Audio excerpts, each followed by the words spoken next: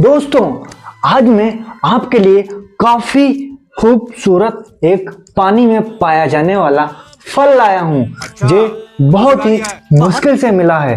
दरअसल में बहुत लोगों को ये फल मिलता ही नहीं है। ये धरती पर बहुत ही कम पाया जाता है।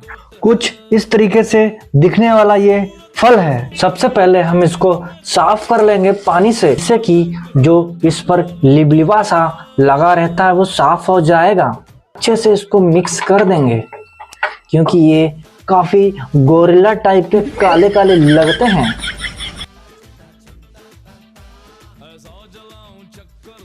दो लहसुन, हरी मिर्च और धनिया, इसकी हम दोस्तों चटनी बनाएंगे जो कि काफी स्वादिष्ट बनने वाली है।